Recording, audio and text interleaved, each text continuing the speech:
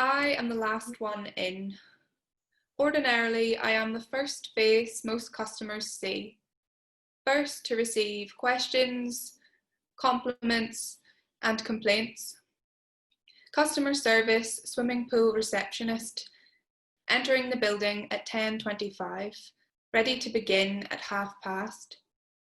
But I can't get started, and nor can anyone else, until that rat bastard leaves. Until those rat bastards, plural, I am informed, leave. One is bad enough. What are they both doing anyway? It's a lockdown situation. As I enter the building, there is no one to be seen. No customary good morning, no small talk. There is my station, fire exit adjacent work area, where I have read so many novels on paid time, where I have been given secret glimpses into people's lives in moments of anxiety, in moments of panic, children, families, pensioners, all made ridiculous and marvellous in these unplanned interactions. Instead of an empty workstation waiting and ready for me, there is an entire staff of mostly teenagers congregating. The entrance through which I usher people upon taking their tickets and answering questions has been hastily barricaded. It's a lockdown situation. I'm the last one in, and I'm trying to find out what's happening. What's happening is no one can get started until those rat bastards leave. Now that I'm here, there will be no one else. Nobody can leave and nobody can come in. Not until those, you get the picture. It's a lockdown situation. Teenagers in unanimously unflattering red shorts are adding more furniture to the barricade. The ubiquitous plant manager, handyman, first to be called for problems needing solved, appears, brandishing a 5-foot pole with a metal scraper on one end. What purpose this tool has in the regular day-to-day running of this place, only he knows. We'll try and get them out, but if they make a wrong move, I'll get him with this. He speaks with the confidence of a man who might have rectified some wrong moves in his time. Where are they anyway, I ask. They ran out of the ladies on the morning walkthrough. They're backed into a corner in the first aid room now. I am a member of this team, part of this staff. Everyone seems to have a role, but I have no motivation to join in the barricading or brandishing of large implements, nor can I offer an assurance on the question of what to do next. I stand around trying to look useful, whilst being the opposite. I am a narrative delight. I have entered late to a plot that has begun unfolding before my arrival. A narrative delight is not much help in a lockdown situation. Nobody can leave and nobody can come in. A new problem arises. People would like to come in. We can't let them in. It's a lockdown situation.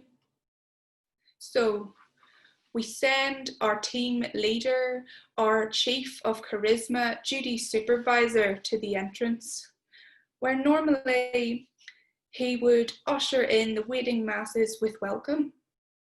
Today, he opens the door, smiles, and weaves a lie. Sorry folks, there's a burst pipe. It's all under control now, but we want to get it cleaned up before we let everyone in. We'll be open a little later than usual today. Apologies for the inconvenience. It's all under control now. Is not an entirely accurate representation of what is happening through the door that people cannot come through. But a new suggestion has been broached to the group. We could hose them out, which meets with general approval. Hosing unwanted occupants off the premises is not what I would consider part of my job description, so I dutifully do not volunteer. I am keen to remain on the safe side of the barricade. As is always the way, a few heroes step forward. Heroes exactly as you imagine. If you imagine hose-wielding teenagers wearing shorts and flip-flops. PPE be damned. Pole-wielding plant manager is of course part of the crack team as well. The intrepid group tentatively cross the table line, entering the no man's land between us and the first aid room.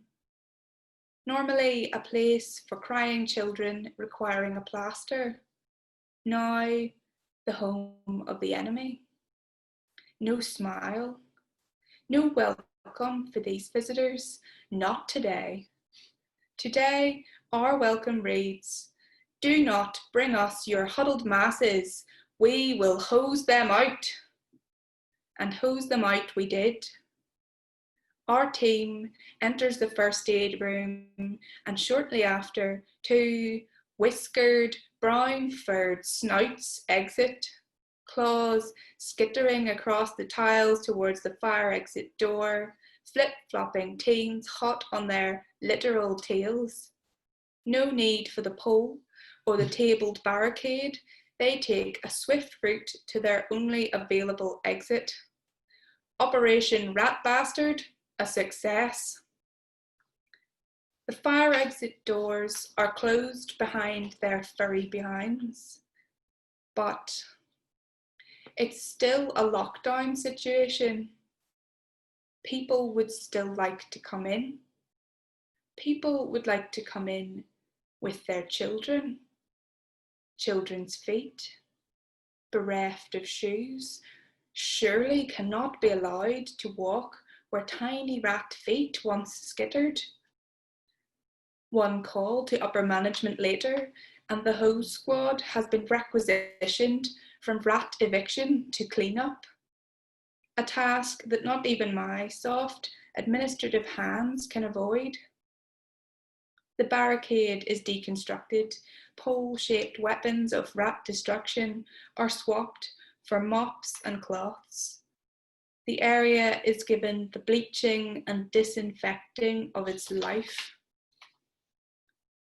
The impatient public are finally released from the purgatory of queuing in the overcast joys of the North Coast. Staff return to their posts. Huddled masses now welcome.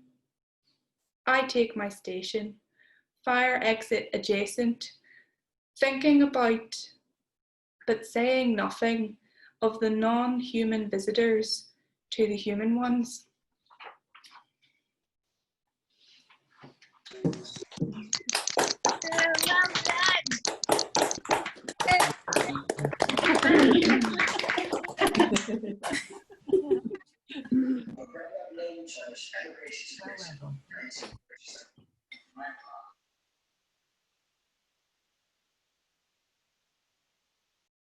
I'm trying to.